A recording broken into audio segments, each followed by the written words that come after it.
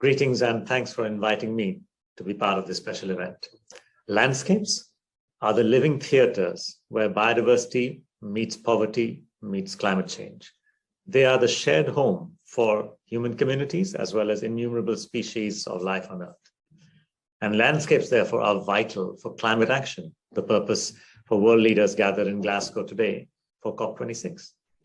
This meeting is happening amidst the COVID-19 pandemic, record fires this year caused by deforestation and climate change, and nature still being on a dangerous decline. The targets of the Paris Climate Agreement will not be met until we fundamentally transform how we view nature and begin to reverse its loss in order to become nature positive. Indeed, climate breakdown and nature loss are really two sides of the same coin. If we ignore nature loss and interventions to transform agriculture or to reduce deforestation, we will be missing huge, immediate opportunities for climate adaptation and mitigation. And these are all part of landscape thinking and landscape management.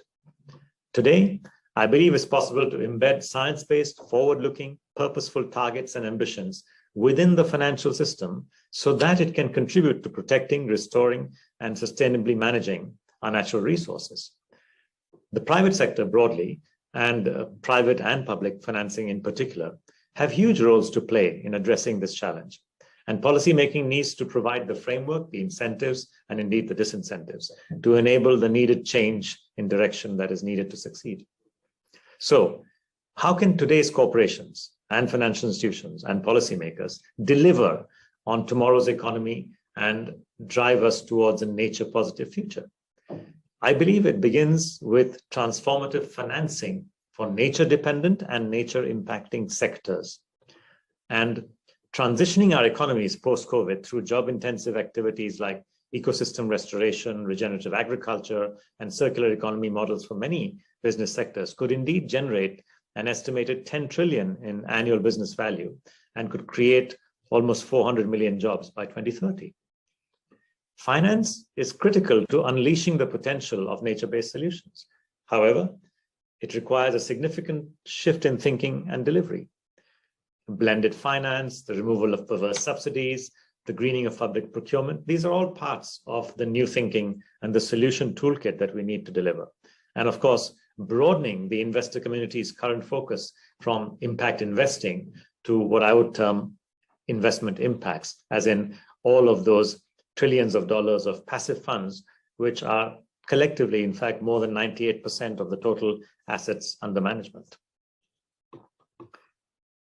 Blended finance first, well, is basically about the use of catalytic capital from public or philanthropic sources to increase private sector investment for sustainable development. This is one way to encourage increased private finance in nature-based solutions as well, and we are seeing some progress on this front. Some development financial institutions, such as the Dutch Entrepreneurial Development Bank, the FMO, have started to develop blended finance instruments dedicated to supporting nature-based solutions. This year marks WWF's 60th anniversary. We were born at a time when the global consumption of natural resources was speeding up and was placing massive pressure on the planet. Our birth was in fact marked by the first ever fundraising appeal for nature. And since then, we've been constantly looking for innovative ways to mobilize finance for nature. For example, in the 1980s, together with our partners, we pioneered the concept of debt for nature swaps, which is an idea that's still relevant today. Now, a few words about subsidy reform and how significant this is. The IMF estimated that the total cost of subsidies, if we include the negative externalities of climate change, was almost $5 trillion per annum, thanks to the subsidies and the ignoring of externalities towards the fossil fuel sector. And the bill for perverse subsidies in the agricultural sector is also very large. This needs to stop. We need to stop subsidizing aspects of the economy that we are trying to diminish because they are harmful to society and to our future. And we need to record them, measure them, manage them, disclose them, and ensure that they are gradually brought down year after year. Greening of public procurement is an area that deserves more attention because it's not widely recognized that public spending is in fact a significant part of GDP, a significant part of the economy, and can therefore drive a change in economic direction towards sustainable businesses and sustainable models. Here in the European Union, for instance, 14% of the GDP is public procurement. And in other countries around the world, it is even higher. Imagine the positive signal that could be given to the private sector by policy-driven public procurement, which is in sustainable construction or sustainable agriculture or sustainable use of energy or sustainable transportation. These are signaling devices which I think could be very powerful and could help drive change. And today, in order to promote these forms of transformative finance, we at the WWF are engaging policymakers, indigenous peoples, local communities, companies in the private sector, civil society partners, and indeed all our supporters around the world to ensure that we can together build a sustainable and nature-positive future. We are seeing positive momentum. Heads of state and government from 91 countries and the President of the European Commission have committed to reversing biodiversity loss by 2030 through the Leaders for Nature pledge. And engaging and informing stakeholders is also key to the success of sustainable finance. And that includes disclosure of pertinent information for the sake of transparency and indeed to support better decision-making. And this is why WWF was a founding member and is part of the Stewardship Council now of the Task Force on Nature-Related Financial Disclosure, the TNFD, which aims to support a shift in global financial flows away from nature-negative outcomes and towards nature-positive outcomes instead. This task force has a very important role to play by providing a unified global framework for businesses to disclose and act on nature-related risk. On the climate side, we are working with partners to develop science-based emissions reduction targets, which will drive ambitious climate actions in the climate sector. Nature is indeed fundamental to our social and economic well-being. At WWF, we want to clearly help to build a future in which nature and people thrive together.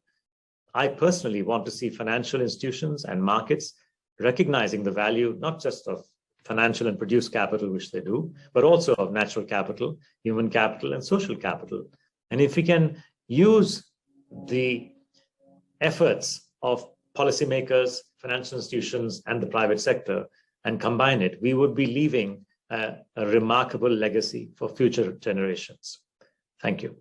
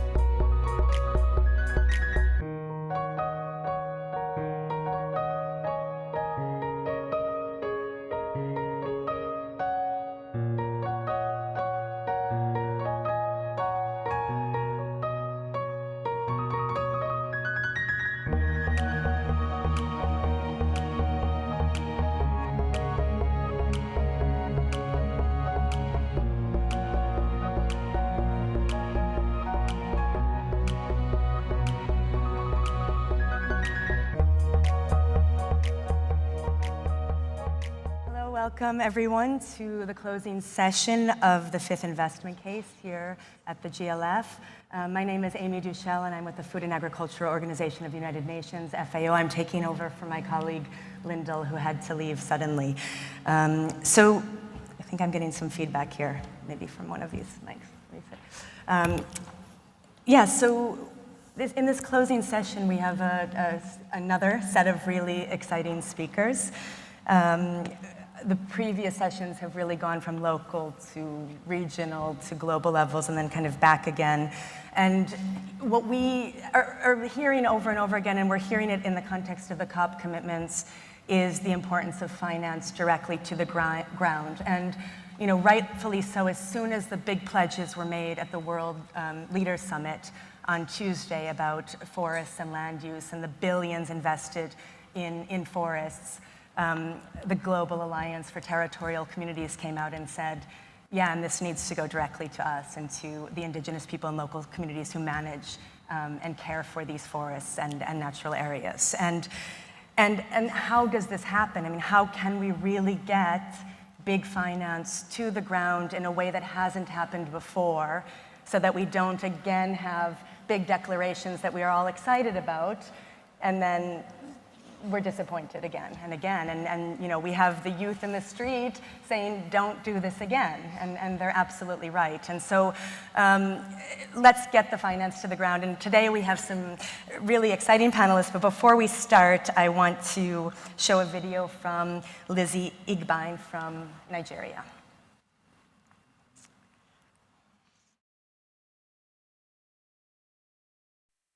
My name is Mrs. Lizzie Igbine, the National President of Nigerian Women Agro-Allied Farmers Association, Nigeria. We have issues with funding because the farmlands where we work do not have C of O. That means certificate of occupancy, which are issued by governments. We do not have them because those lands are not certificated. They are farmlands. They have not been captured in the government land data. And because of that, no bank can use that land to give you loan. Now, the issue of our land not being used as a collateral goes a long way to making our farmers fall, because you sweat all the way to get money, either from selling your property. No bank gives you loan. They will take our documentations, but they will not bring out the money. So these women suffer a lot, including me, to raise our capital to do farm business. The farmers need money for land preparation. We need money to buy seed. We need money to plant trees. Even in this season of dry season coming up, we need to know those areas where erosion has eaten down and plant trees there. We need to work on our waterways so that coming rainy season, we will be in the farm. The rains will not take over our farm. And the issue all boils down to, where do we get funding? Great. Thank you, Lizzie. And thank you for emphasizing the importance of rights, as we heard this morning during the Amazon session. I mean, I think for those of you who are here for the very first session of the day, starting with land rights before we think about finance, in fact, and that is the first solution, in fact. So now I would like to invite our esteemed speakers up to the stage, starting with Vivian Yeda, the president of the East African Development Bank. Vivian, please come up. We also have Francisco Razzolini, the head of sustainability at Klabini, Brazilian biggest paper producer, exporter, and recycler company in Brazil. And we have Edith Kish from Mirova Natural Capital, and she's the director of investment and development. So these are powerful organizations and powerful people here on the stage, and they're going to give us some insights into their work and how to move forward. So you've been here all day, you've been listening all day. What has been your key takeaway messages from what you've heard? I mean, what are you going to leave Glasgow with after this is over? Maybe we start with Edith. Thanks a lot, Amy, and pleasure to be here. Thanks a lot for the invitation for the GLF organizers. So I think we had a lot of very interesting discussions, presentations, and examples today. And for me, yeah, the key focus of most of the discussions is around how do we channel private capital to local people, local communities, and smallholder farmers, and at favorable rates. That was also a very important point, that you don't just need to channel the finance. If you still consider them much more risky and you give them very high rates, then it's not going to be solving the problem. So I think clearly that we still have a long way to go. And it's very difficult for those local actors to access all these finance, whether be it talking about donor finance or Green Climate Fund, GEF, or even just impact investor funding. And I must say that even for us, like Mirova is a relatively large asset manager, we are not accredited to the GCF. It's hard for us to get the money out of the donors, and it takes too much time. So our plea towards the public sector is usually to go faster. We need to get the money faster to these asset managers, fund managers, intermediaries, and then hopefully they can channel the funding to the ground, because those local actors have no chance, I think, to access this higher level funding. And so we heard some solutions as well, I think encouraging, so very interesting discussions, and one was mentioned around blended finance. I fully agree with that. I think that's one of our best chances, as I mentioned, to aggregate local actors and then help with these blended finance vehicles to de-risk and to get the capital flow. We heard about corporate action, supply chain. I think that's a huge role to play there. We heard examples from the Tuton case, I think very encouraging. I also think we have an example I can share that corporates indeed play a very important role. We have a fund with L'Oreal, which is not a supply chain focused fund, and it's not a carbon focused fund, it's an impact fund. So I think also very encouraging to see these actors coming into as an investor, as a financial investor, and that's very nice to blend together with other financial actors. So corporates have a role to play. We heard about market mechanisms, the role of carbon pricing. I will elaborate on that. I think that's not a silver bullet. Let's just be clear. There is a lot of discussion around it, but it's a very important part of the toolbox. It was also very encouraging to hear about concrete examples about the credit union in Indonesia, about the new CIFOR UNEP local hub. I fully agree, we need these. It's really nice to see these local hubs for capacity building. So I believe that continued capacity building incubation is also a key tool for success. And then last but not least, a comment I really liked around, we heard about financing green and greening finance, and so that without greening first the finance, you cannot finance green. I would maybe just add that you can finance green. We have been doing that in the past 8 years, but it's an uphill battle. So to go from those nice pilots to the scale, indeed, we need the top-down forces to join. So I would leave it there. I think it was a very inspiring day and discussions. Yeah, thanks a lot. Francisco. Well, as Edith already mentioned a lot on the conference today, I will just add that it's a very unique moment for the global today, discussing all the issues related to environmental and climate change and so on. So I would just add that keep mobilized and act now, because this is the good moment for everything. But specifically on financing, let's say, small landowners, small properties and so on, I would like to give you an example of what we are doing in our part of the world in Brazil. We are a Brazilian largest pulp and paper producer integrated into forest. We manage more than 500,000 hectares. And from that, 47% are still native preserved forest. So we are not self-sufficient, so we do a lot of integration with small farmers in agriculture nearby our area. So we start then helping them to develop their properties. This initiative begins in 1915, in the same year as the Paris Agreement. And we started then by doing an assessment of what are the needs of these small farmers, our neighbors there. And then we come to planning, to help them to plan their activities. I think before the financing, I believe we have to set the planning for this. What are the objectives, what are the goals for the properties that need that investment, that money to flow in. So in that program today, we already involved more than 550 small farmers. we are, let's say, supporting them to the association to make cooperatives so they can work better together and get access then to projects, to planning, to technology, and to financing. And we are helping them. And for those who had, let's say, part of that area that they decided also to cultivate the trees, because we work with the cultivated trees, we are also supporting them and also offering some programs on financing and even including minimal prices for the trees. So they expect, with the short rotation that we have there, to have the incomes in 7 years and so. So a very interesting program that the results we are getting is that more than 80% got an increase on the food production. And also, they got incomes growth also. Some from 20 to 60%. So that was an encouraging program. And now what we are doing there is to try to expand that project to other areas that we are working in.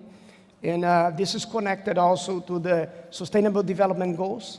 Our company established 23 goals, and one of them is this initiative to support the communities. We are also helping, let's say, the municipalities to do their own planning, to develop, let's say, management system that most of them do not know, do not have, and also helping to the education management system there for this the areas to grow. So very, very good and very nice efforts that we are doing. We're very proud of that program. And I think and we believe that that is helping a lot of the properties, specifically because they do then economic diversification, and that helps to mitigate then the risks, including the climate risk, because then they do different economical activities and can develop themselves. Yeah, great, thank you. So Vivian, and you, what have you taken away, and how does it relate to what you're doing? Thank you very much, and thank you for having me here today. I think for me, the biggest takeaway, not just from the sessions today, but also from the sessions during the week at the COP, is that it's time for action and not talk. I think we've talked enough, and we need to go out and do things and act. So at the East African Development Bank, the challenges that we are facing arising out of the climate warming are rather inverse to probably what is being felt in the Northern Hemisphere. First of all, the majority of the farmers or the business people engage in activities that are not harmful to the environment simply because they're very small scale. Yeah. So these are cottage industries, or they are farmers who undertake subsistence farming, which they have done for generations. And they do that within the context of the environment they live in. So we don't have situations of large forests being cut down to be converted into agricultural land simply because the farmers won't afford it, first of all, to do that, but secondly, the forests belong to government. So these are people living around the forest and looking after the habitat they live in. The challenge we are facing, rather, is because of activities elsewhere, there is a change in the weather patterns, which are affecting small-scale farmers. Most of them rely on rain. Yeah. So the agriculture is rain-fed. They expect the rain to come in at a particular time of the year. And when it's delayed, there's a problem. And they expect to be harvesting at a particular time of the year. And then when that is delayed, there's also a problem because the crop stays in the farm too long and begins to rot or begins to develop fungal spores around it, if it's maize or millet. So that's been a big problem. And what we've decided to do at the East African Development Bank is to focus on the needs of individuals, be they farmers or small-scale business people, male or female, wherever they are. So we're not adopting the model where we expect people to walk into the bank and fill in a form and provide us with collateral, which we then go out and assess and carry out a risk analysis, price the loan, and then disperse it, because that will not work for a majority of the people of East Africa. Many of them live in very remote areas where a journey to the bank would probably cost them half their year's income. Yeah. And if they're women, that may not be really viable because they're required, or because of their circumstances, they have to stay at home, look after children, and look after their families. So what we've done is to take the facility to them, wherever they are, in the circumstances they are in. So it's more like, I think, like a Grameen model, but really tailored to individuals. So we set up a special fund within the bank. This is a development bank, so we tend to lend to government significant sums of money, but we've set aside a special fund which deals primarily with the farmers and the business people in East Africa to lend them money, small amounts of money, whatever money they need, so there's no minimum, and there's no maximum either in the fund. There is no paperwork. We use technology. We use fintech, so we were able to disburse the money on a mobile phone. And typically, these are very, very small loans, equivalent to £1,000 or £2,000. And we do that over the telephone over a period of time. And they also repay us back through the same medium. So if it's a mother with her children and she's carrying out some cottage industry, she doesn't have to make a 50-kilometer journey to the bank. And we found that that has been a model that has worked for us and has helped us to provide these facilities at scale.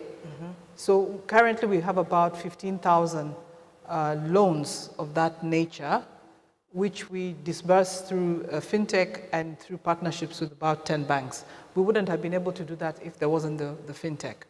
But the point we're making here, and we've dispensed with requirements for security. The security is the community, that you need to get a reference or a recommendation from your community peers. And the fact that if you do not repay the loan, then obviously you develop a negative credit history and you won't be able to borrow not just from us, but from other banks. And we found that that is a very good way of encouraging discipline and repayment. So our loans were paid very well even during the COVID situation. Our default rate was probably 2% or so. Most of the loans, yes, they were fully paid. And the last point I want to make on this is that there is funding typically given to small farmers, business people, microcredit, microloans, but they're very expensive because the risk that is priced into the loan is very, very high. And that obviously sets up the borrower to fail. So we've done away with that. We are pricing the loan at cost only, what it costs us to grant the loan, and a little margin to ensure that we create a revolving fund, and that's all. So typically, we are actually lending below government bond rates, which is unusual. So we are lending to our clients cheaper than we would lend, say, to the government of Kenya or to the government of Uganda. Yeah. And we found that this really has the impact that we desire. Thank you. Yeah, no, that's incredible. I mean, this is...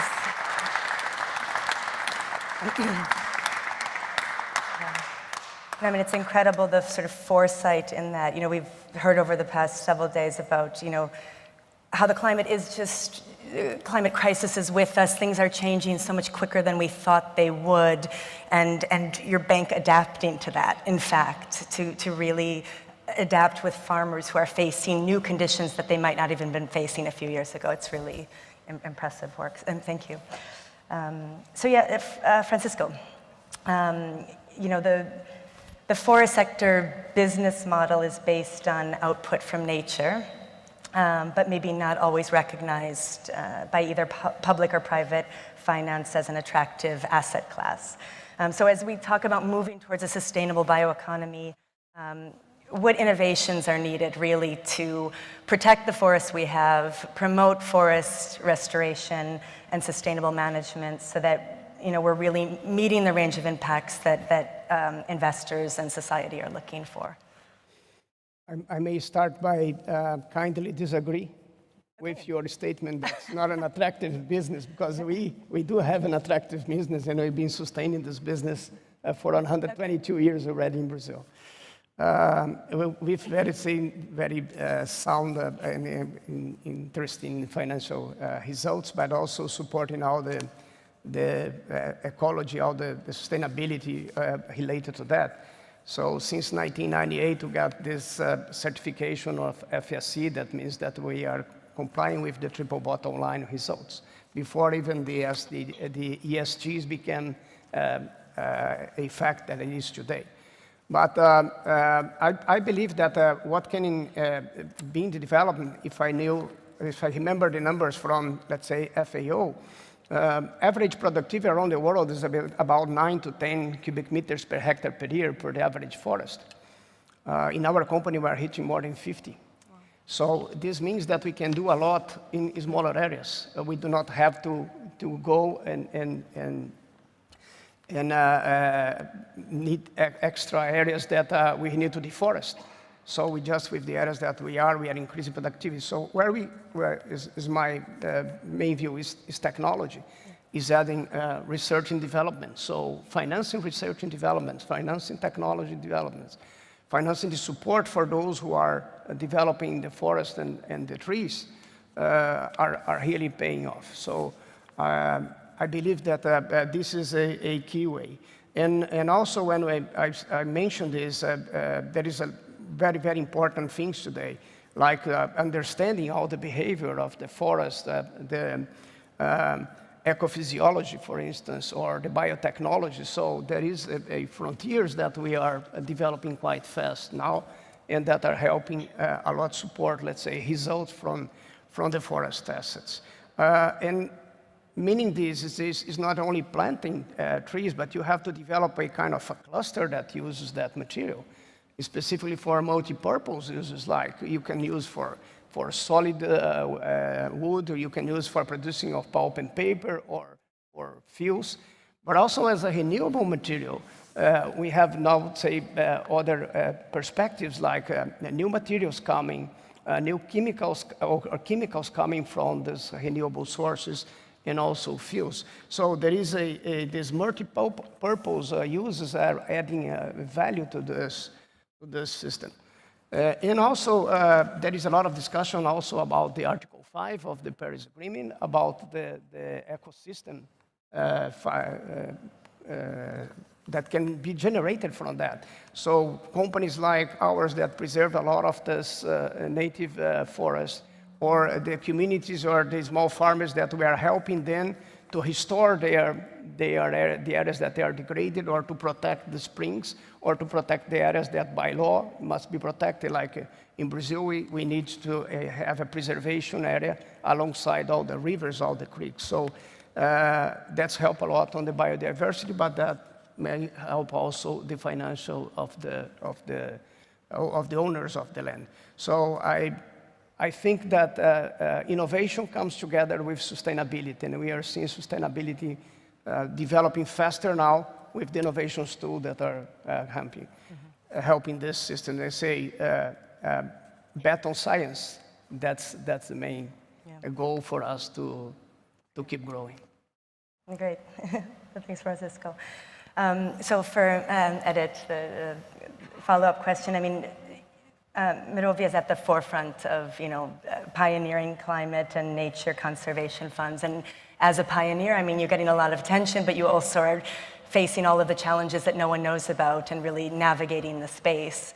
So maybe you could just share with us the major challenges that you're encountering and how you're working to overcome them. Sure, thanks a lot. Very important question. So first of all, maybe I would start that what we have seen in the last 12 to 24 months, last few years, is this incredible growth of funding going to nature-based solutions, and driven by the natural climate solutions and the voluntary carbon market. So that was very encouraging. And however, recently it's of course receiving quite a lot of heated debates and headwind, and I would just say that there are a lot of good quality projects. Certainly we need more quality control. We want to see the trust built in these standards, so we don't have to defend one by one each project, because that's not scalable. And of course, a lot of attention is on the negotiations and Article 6 rules. Our approach is there, though, that, as you just said, and it's totally resonates, we have to act, and I think this was by the panelists, act now. We can't wait for the next 5 years to figure out some accounting rules. So I think it's a bit frustrating that we have started to see this big flow and the power of it, and now we are a bit of in a wait and see mode. We heard a lot about also, I guess, in other panels I was also participating, there is a lot of funds, there's a lot of commitments, and yeah, the capital is there, it wants to flow there. And I would highlight in today's settings, especially that we're talking about local actors and people, local community, indigenous communities, that the power of projects, and this is very true also in the context of carbon, is very important. So we have this debate and on the different approaches around jurisdictional and project, and I think our plea is also that especially the indigenous owned and community owned projects, they need to be prioritized and they need to be let going while you're figuring out all these complicated roles in some negotiations rooms. So I think that's critical. In terms of major barriers, we hear a lot about lack of investable pipeline. And so I wanted to reflect on that and unpack, because I have heard this phrase being used as an excuse for inaction, but there is some truth to it, of course. So first of all, there is enough projects and pipeline. We have seen, I think the statistics, there is 30% of the cost-effective climate mitigation action comes from NCS. There is a lot of potential projects. The problem is the type of capital. So we have a lot of funds that are coming in, and we also have the same problem. The investment readiness and the bar is very high. It requires certain maturity, a ticket size. So obviously the funding is going to some more consolidated actors, some more major players who have been there for the last 10 years and did a really great job. But what we need is now open up the pool and accelerate, because we don't have time, 10 years to wait for all those new projects to pop up. So I think what we need is more incubation. We heard about enabling conditions are critical, but also more smart and smart seed capital. So on our side, we have been working on this, and we have launched in this week the Nature Plus Accelerator Fund, for example, which is a partnership with IUCN, the GEF, and the Central African Forest Initiative, which is trying to do that, bring the investment approach a bit upstream, more earlier stage, providing seed capital. And also what I just mentioned, that we want the governments to give the money maybe quicker. We also, as an investment manager, we need to give the money quicker to the projects. So we're going to simplify our investment processes as well,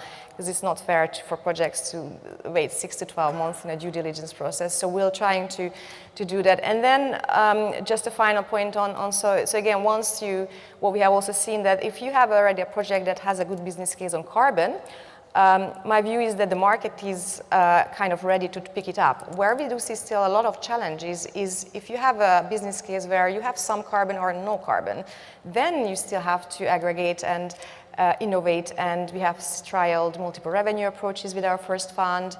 Agroforestry revenues combining with carbon can be quite powerful. And one of the things I'm quite excited about is to also innovate around new environmental assets, and that's also one of the mandates of Nature Plus. So we are going to also try to look at other revenue streams from environmental assets, like biodiversity is one of the key focus in the IUCN World Congress, Conservation Congress just earlier this year was launched a new tool, which I'm very optimistic about. Just to give you a very concrete example, and I'll finish off because I know we're running out of time. The IUCN STAR tool, which is a species threat abatement recovery tool. For the first time ever, it's a tool that can recognize, based on the IUCN red list species, threat abatement score. So we're quite keen on innovating with new tools to be able to also put a value on this type of outputs and go beyond carbon. Thank you. Thank you, great. So we are wrapping up just this moment of the panel, and maybe a closing question is, you've got a lot of influence and power. In fact, these are some pretty important, again, organizations sitting next to me here. I'm honored to be here and talking to you. What is the one most impactful step or action that you would suggest moving forward, so that when we're meeting together again next year, when we see each other, we said, this really worked. This is something that we can be proud of. Maybe in 30 seconds each, if possible, starting with Vivian. I think for me, the most impactful statement I took away from the COP was His Royal Highness Prince Charles, when he said that we have to be on a war footing with regard to climate change and the actions that we take. And so we should stop quibbling about a lot of other things and just act on what we can do. And for me, the most important thing is for all the actors, particularly the private sector, and the private sector that is engaged in fossil fuels and carbon-intensive sectors, to think about how they can reduce their carbon by a huge margin, probably 30%. And I'm also thinking that our deadline should not be 2030. We should have an inner deadline of 2025. Great, thank you.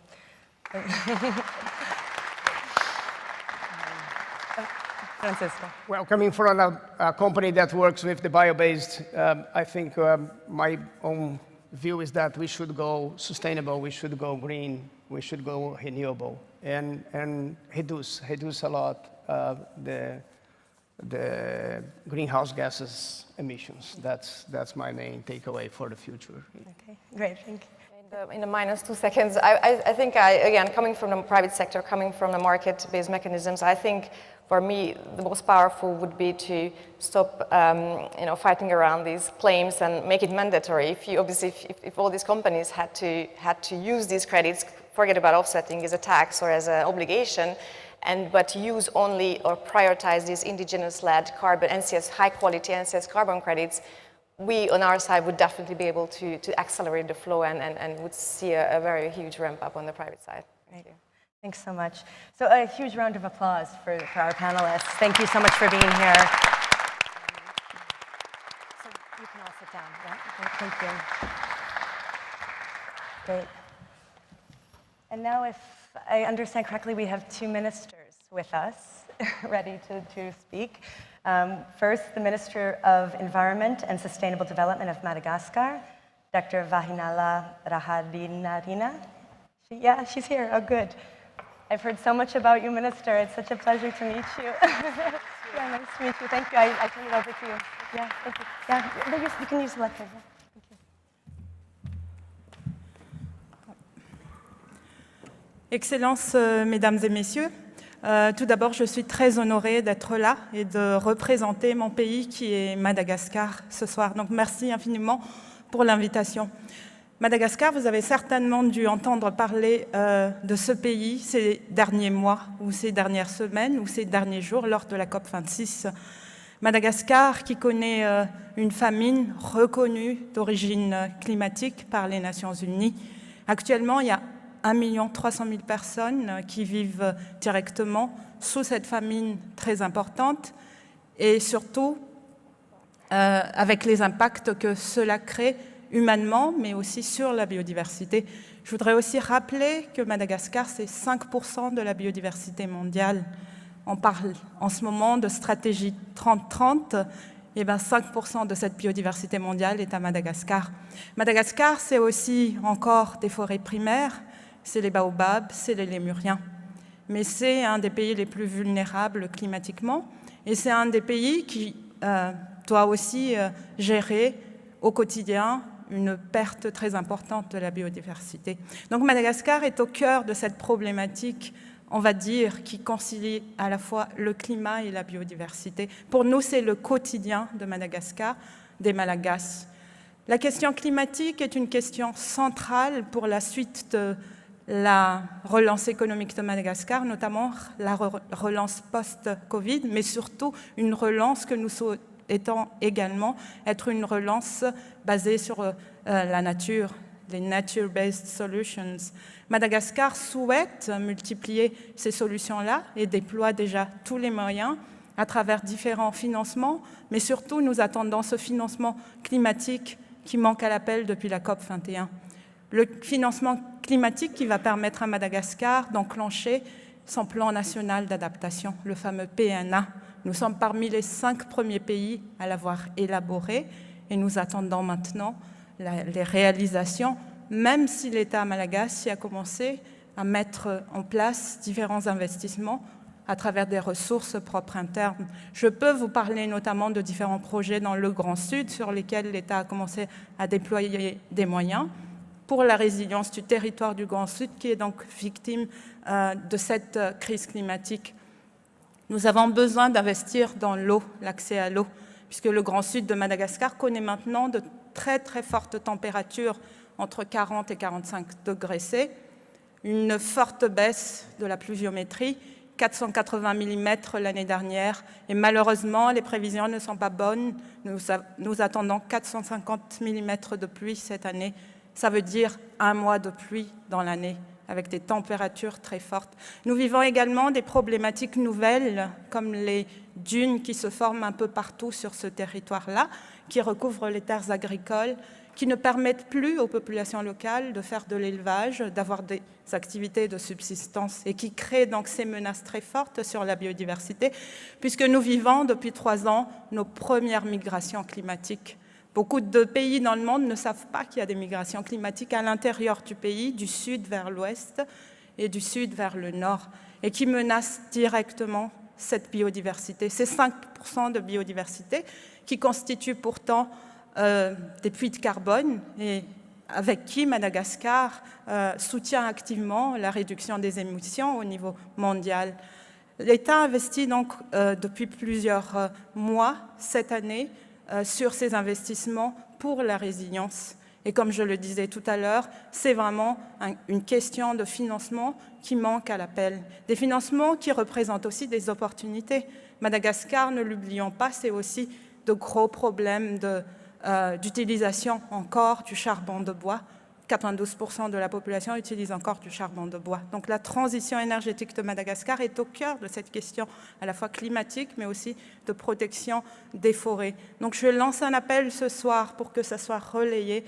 Nous avons besoin de financement climatique. Nous avons besoin d'investissement sur ces nature-based solutions. Nous avons besoin d'investir dans l'humain et n'oublions pas que conserver la biodiversité, prendre soin du climat, c'est avant tout prendre soin des hommes et nous avons besoin d'investir massivement sur les hommes, sur les chaînes de valeur durable, sur les activités qui créent des revenus, de l'autonomie et surtout la durabilité pour nos populations dans le Sud.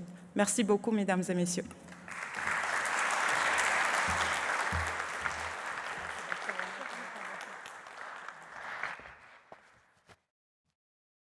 So to close the fifth investment case, we had invited Ms. Carol Dieschborg, the Minister of Environment in Luxembourg, to provide the remarks because she's a long-time friend of the Global Landscape Forum. She's unable to join us physically, but her personal advisor, Thomas Shoes, is here and he will deliver the remarks on her behalf. Thomas.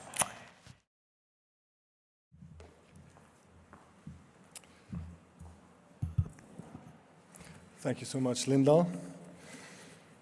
Dear participants, excellencies, colleagues and friends of change, let me start by excusing my minister that is currently meeting with COP President Alok Sharma regarding a possible facilitating role that Luxembourg can play in the negotiations that are before us.